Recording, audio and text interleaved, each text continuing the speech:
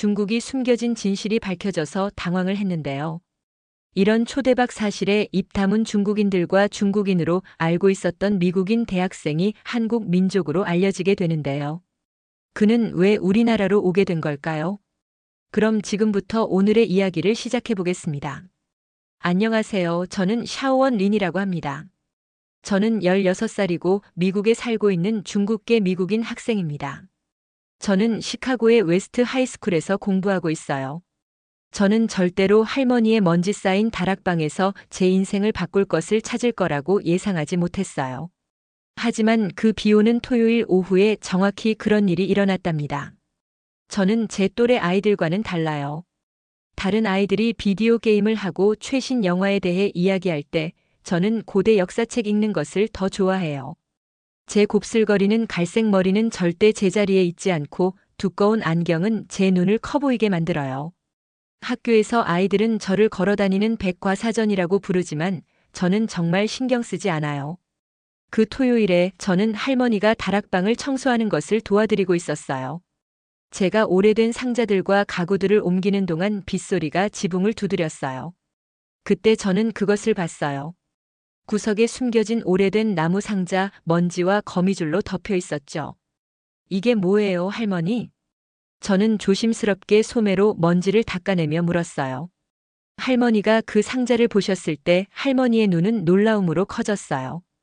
그건 내 할아버지의 것이었단다. 할머니는 부드럽게 말씀하셨어요. 혁명 기간 동안 우리가 탈출할 때 중국에서 가져온 거야. 할머니의 목소리가 약간 떨렸어요.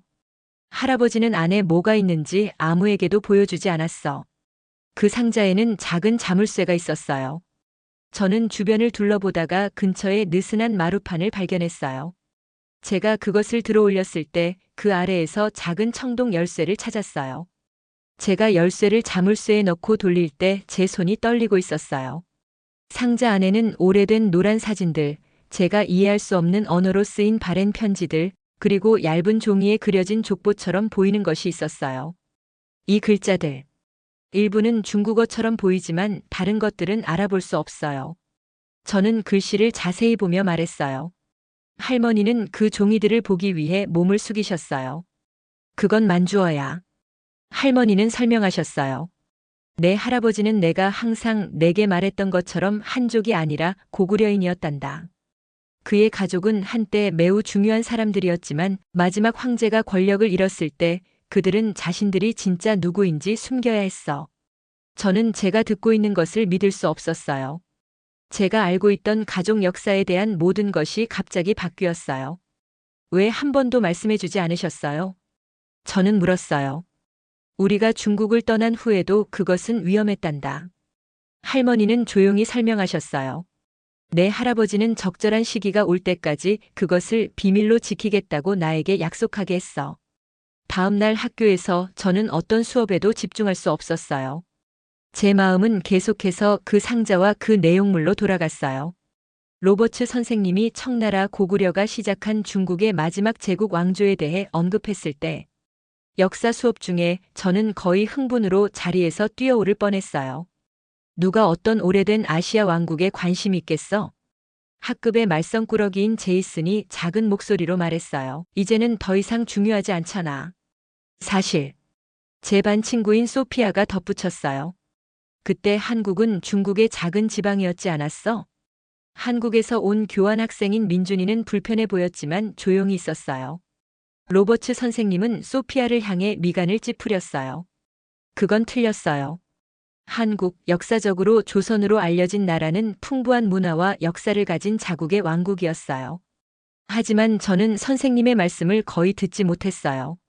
제 마음은 새롭게 발견한 유산과 그 미스터리한 상자가 품고 있을지도 모르는 다른 비밀들에 대한 질문들로 가득 차 있었어요. 박스를 발견한 지 3일 후, 저는 제 심장이 한 박자 뛰는 것 같은 이메일을 받았어요. 발신자는 제가 아는 사람이 아니었어요. 하버드 대학교 동아시아학과의 마야 톰슨 교수님이셨죠. 린 군에게 라고 적혀 있었어요. 당신의 할아버지 이름이 고구려인 문화유산 보존에 관한 제 연구에 등장했습니다. 다음 달에 있을 동아시아 역사에 관한 특별 학술회의에 당신을 초대하고 싶습니다. 당신 가족의 문서들은 귀중한 역사적 정보를 담고 있을 수 있습니다. 저는 화면을 응시하며 그 이메일을 계속해서 읽었어요. 그녀는 어떻게 제 가족에 대해 알고 있었을까요? 저는 그 상자와 우리가 안에서 발견한 것들에 대해 제 친한 친구 찰리 외에는 아무에게도 말하지 않았어요. 점심시간에 찰리에게 이메일을 보여줬을 때 그의 눈은 흥분으로 커졌어요. 너 가야 해. 그는 초콜릿 우유를 거의 엎을 뻔하면서 주장했어요. 이건 내 진짜 역사에 대해 배울 수 있는 기회일 수도 있어. 그날 밤 저녁 식사 때 저는 긴장하면서 그 초대에 대해 꺼냈어요. 부모님은 매우 다른 반응을 보이셨어요. 엄마는 호기심 있어 보이셨지만 아빠는 우리의 미국 생활을 꾸려가기 위해 열심히 일하신 바쁜 외과 의사라서 인상을 깊게 찌푸리셨어요.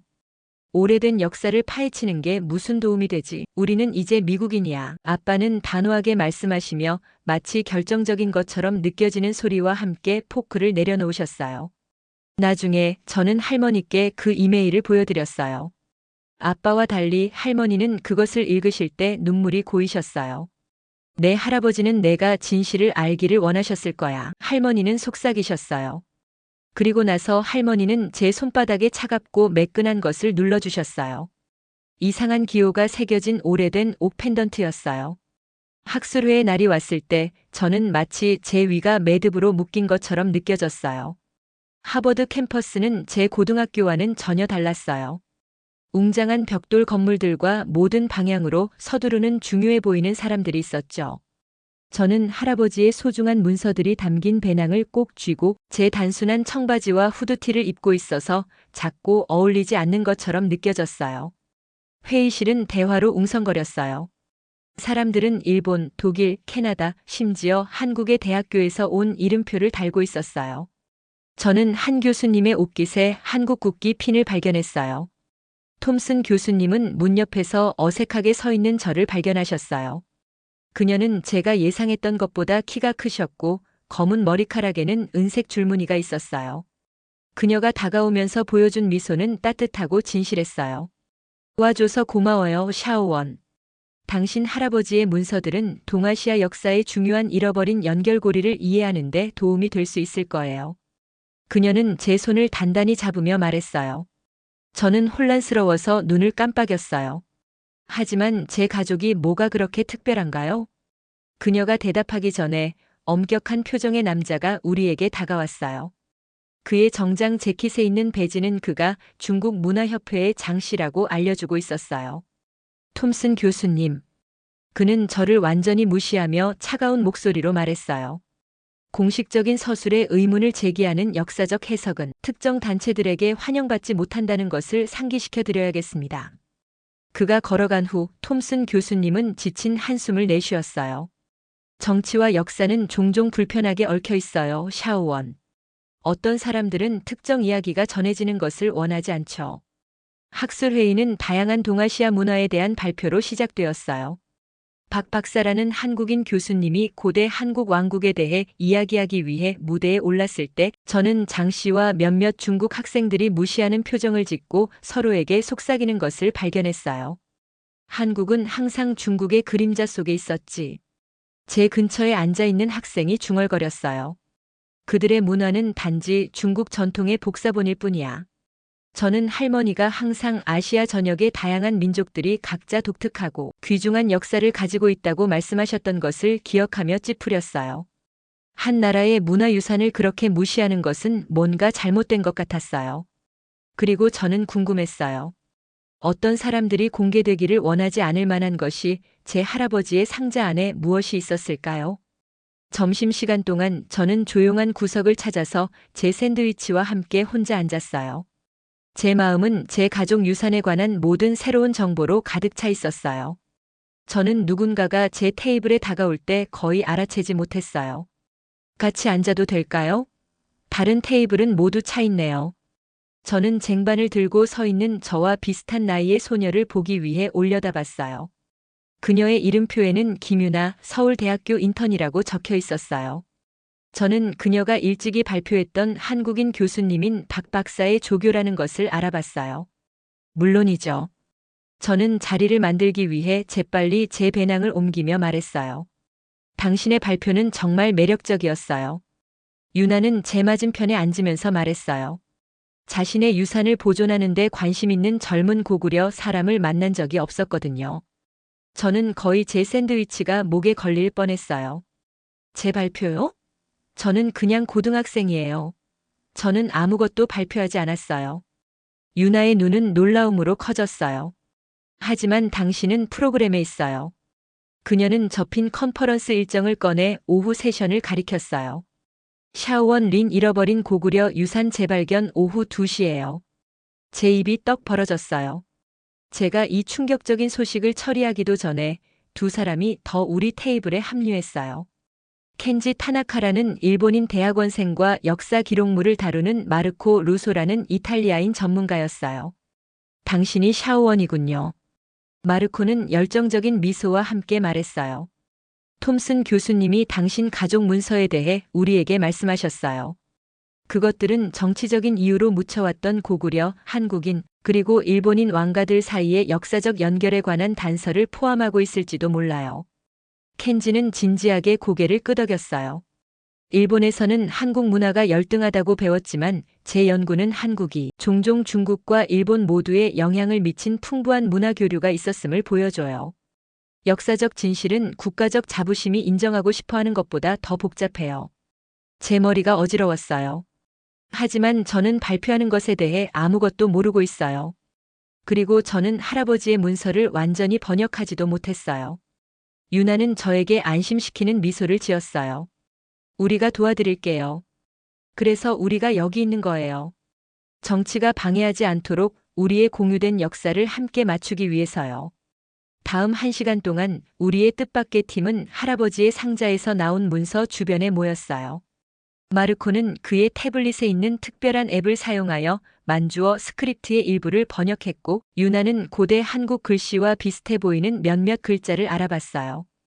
켄지는 나라들 사이의 외교 사절에 관한 언급들을 지적했어요. 이것 좀 보세요.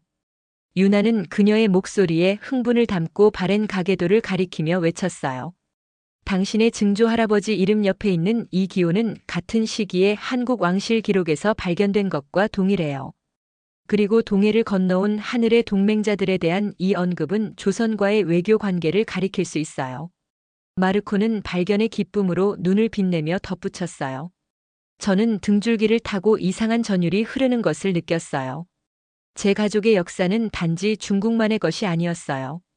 현대의 국경을 넘어서고 누가 누구에게 영향을 미쳤는지에 대한 단순한 이야기에 도전하는 복잡한 동아시아 관계망과 연결되어 있었어요. 시계가 오후 2시에 가까워지고 제 예상치 못한 발표가 다가오면서 제 심장은 가슴속에서 두근거렸어요. 저는 두렵지만 또한 이상하게 흥분되었어요. 저는 엄격한 장 씨와 같은 일부 사람들이 분명히 드러나기를 원하지 않았던 역사를 공유하려고 했어요. 준비됐어요? 유나가 우리의 노트를 모으며 물었어요. 저는 할머니가 행운을 위해 주신 옥 펜던트를 만졌어요. 그래야 할 것 같네요. 저는 깊은 숨을 쉬며 대답했어요. 정확히 오후 2시, 저는 중요해 보이는 학자들과 학생들로 가득 찬 방을 내려다보며 연단에 서 있는 제 자신을 발견했어요. 제 다리는 젤리처럼 느껴졌고 제 손은 떨림을 멈출 수 없었어요. 앞줄에서는 제 새로운 친구들이 격려하는 미소와 엄지손가락을 들어 보이며 앉아 있었어요. 뒤쪽 근처에는 장 씨와 그의 동료들이 엄격한 표정으로 팔짱을 낀 채 앉아 있었어요. 안녕하세요. 저는 목소리가 갈라지며 시작했어요. 저는 목을 가다듬고 다시 시도했어요. 제 이름은 샤오원 린입니다. 지난주까지 저는 제가 단순히 중국계 미국인이라고 생각했어요. 그런데 제 할아버지가 고구려족이셨다는 것을 알게 되었어요. 이제는 문화와 언어가 멸종 위기에 처한 민족이죠. 저는 떨리는 손으로 할아버지의 누런 문서들을 들어올렸어요.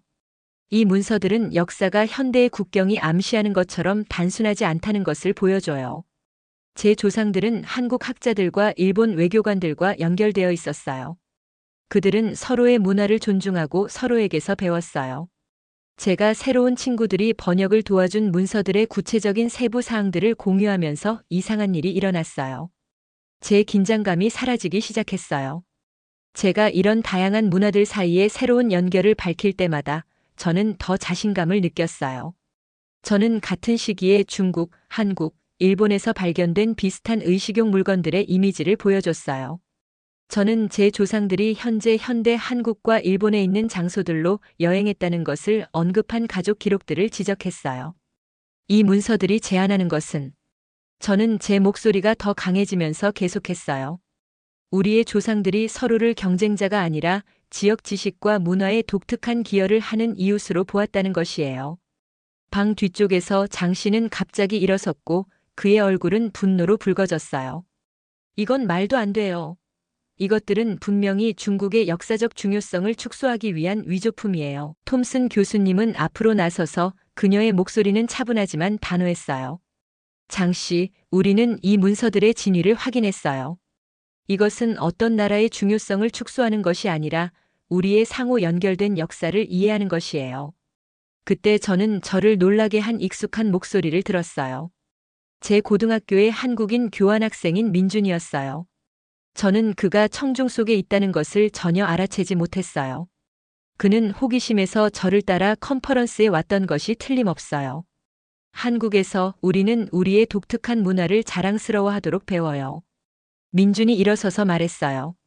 하지만 때로는 그 자부심이 우리 이웃들과의 연결을 보지 못하게 하는 벽이 되기도 해요. 어쩌면 어느 나라가 더 중요했는지 논쟁하는 대신 우리가 서로에게 어떻게 영향을 미쳤는지 인정해야 할 수도 있어요. 방 안에 소곤거림의 물결이 퍼졌어요. 저는 중국 학생들 중 일부도 민준의 말에 생각에 잠겨 고개를 끄덕이는 것을 알아챘어요. 발표가 끝난 후 사람들이 질문과 의견을 가지고 저 주변에 몰려들었어요. 톰슨 교수님은 자랑스러움으로 빛나며 근처에 서 계셨어요. 제 새로운 친구들은 저를 둘러싸고 제 등을 두드리며 제 용기를 축하해 주었어요. 당신은 중요한 일을 시작했어요. 유나는 흥분으로 눈을 빛내며 저에게 말했어요. 사람들은 다른 문화를 감상하는 것이 자신의 문화를 깎아내리는 것이 아니라는 것을 이해할 필요가 있어요. 컨퍼런스가 마무리되고 사람들이 떠나기 시작하면서 저는 완전히 지쳤지만 또한 이상하게 활기찬 느낌이 들었어요. 제 몸은 피곤했지만 제 마음은 활발하게 움직이고 있었어요. 저는 단지 제 가족의 과거뿐만 아니라 역사가 우리가 만드는 인위적인 경계를 넘어 사람들을 연결하는 방식을 보는 새로운 방법을 발견했어요. 집으로 가는 버스 안에서 저는 조심스럽게 할아버지의 상자를 제 무릎 위에 올려놓았어요. 그것은 단지 오래된 가족의 비밀들만 담고 있는 것이 아니었어요. 그것은 우리의 역사가 정치와 자부심이 종종 부정하려고 하는 방식으로 함께 엮여 있다는 증거를 담고 있었어요. 컨퍼런스 이후의 몇 달은 제가 결코 상상할 수 없었던 방식으로 제 삶을 바꿔놓았어요. 학생 블로거가 녹화한 제 발표는 어떻게든 온라인 역사 애호가들 사이에서 유명해졌어요. 단순화된 역사적 서술에 도전하는 한 고등학생의 이야기가 사람들의 상상력을 사로잡은 것 같았어요. 톰슨 교수님은 제 멘토가 되셨어요. 그녀는 제가 동아시아 문화유산 대화 프로젝트라고 부르는 것을 설립하는 데 도움을 주셨어요. 이것은 중국, 한국, 일본 및 다른 나라들의 젊은이들이 일반적인 정치적 제약 없이 가족 역사와 문화적 지식을 공유할 수 있는 온라인 플랫폼이었어요. 학교에서도 상황이 바뀌었어요. 한때 저를 역사괴짜라고 놀렸던 제 반 친구들이 이제는 새로운 존경심으로 저를 바라봤어요. 심지어 학급의 말썽꾸러기인 제이슨도 프로젝트에 관한 뉴스 기사를 본 후 복도에서 저에게 다가왔어요. 내가 하고 있는 일이 사실 꽤 멋지더라. 제이슨은 어색하게 발을 움직이며 인정했어요. 내 할머니는 베트남 출신인데 그녀는 항상 아시아 국가들이 그들이 인정하는 것보다 더 많은 공통점을 가지고 있다고 말했어. 다른 사람들이 한국 역사를 무시할 때 한때 조용히 있었던 민준이는 제 가장 가까운 친구 중 한 명이자 프로젝트의 적극적인 참가자가 되었어요. 전에는 사람들이 한국에 대해 이야기할 때 방어적인 느낌이 들었어요. 우리가 함께 웹사이트 작업을 하면서 그는 설명했어요. 이제 저는 우리 문화를 공유하는 것이 그것을 덜 특별하게 만드는 것이 아니라 연결을 더 강하게 만든다는 것을 이해해요. 프로젝트가 도전 없이 진행된 것은 아니었어요. 장 씨와 그와 같은 다른 사람들은 계속해서 제 작업을 비애국적이라고 비판했어요. 일부 온라인 댓글 작성자들은 제가 국경을 존중하지 않는다고 비난했어요. 하지만 비판하는 사람 한 명당 문화 간의 벽이 아닌 다리를 만드는 것을 믿는 수십 명의 지지자들이 있었어요. 그 여름 저는 놀랄 정도의 초대장을 받았어요. 박 박사님이 저를 그의 대학 프로그램의 손님으로 서울에 초대하고 싶어 하셨어요. 저의 부모님, 심지어 회의적이었던 아버지도 그것이 제가 놓칠 수 없는 기회라는데 동의하셨어요. 윤하를 제 가이드로 역사적인 경복궁을 거닐면서 저는 베이징의 자금성 사진에서 본 요소들이 생각났지만 동시에 그것을 독특하게 만드는 뚜렷한 한국적 특징들에 감동받았어요. 보이세요? 우리가 궁전 지붕 아래의 다채로운 그림 디자인을 감상하면서 윤하가 말했어요. 영향은 복사를 의미하지 않아요. 그것은 배우고 나서 자신의 문화를 반영하는 새로운 것을 창조하는 것을 의미해요. 서울에서의 마지막 저녁, 저는 제 새로운 친구들인 유나, 민준, 켄지, 그리고 마르코, 우리가 조직한 청소년 문화유산 워크숍에 참여하기 위해 모두 여행에 온 사람들과 함께했어요. 우리는 고대 궁전 벽을 내려다보는 큰 창문이 있는 현대적인 카페에 앉아 있었고, 배경에는 전통 한국 음악이 부드럽게 연주되고 있었어요. 한때 저는 한국 문화가 중국 역사의 각주에 불과하다고 믿었다니요. 저는 과거의 무지함이 부끄러워지며 인정했어요. 이제 저는 제가 얼마나 많은 것을 놓치고 있었는지 알겠어요. 그리고 저는 한때 고구려 사람들이 중국인이 된 정복자들에 불과하다고 생각했어요. 유나는 부드러운 미소와 함께 대답했어요. 우리 모두는 서로에게서 배울 것이 정말 많아요. 서울 위로 해가 지는 동안 저는 할아버지의 문서 상자에 대해 생각했어요. 비밀의 짐처럼 보였던 것이 선물이 되었어요. 단지 제 자신의 정체성뿐만 아니라 국경을 넘어 시간을 통해 사람들을 연결하는 복잡한 연결을 이해하는 열쇠였어요. 새로운 시작을 위해. 켄지는 제가 즐기게 된 한국 보리차인 보리차 컵을 들어올리며 말했어요. 그리고 오래된 연결을 위해. 저는 큰 위험을 감수하면서 이 문서들을 보존했던 언젠가 그것들이 분열을 만들기보다는 간극을 메우는 데 도움이 되기를 바랐던 할아버지를 생각하며 덧붙였어요. 함께 우리는 미래 세대가 그들의 공유된 역사를 이해하는 방식을 바꿀 수 있는 무언가를 시작했어요. 경쟁하는 서사가 아니라 같은 다채로운 직물의 다른 가닥들로 써요. 그리고 이 모든 것은 비오는 토요일 오후에 제가 할머니의 다락방에서 찾은 먼지 쌓인 오래된 상자 때문이었어요.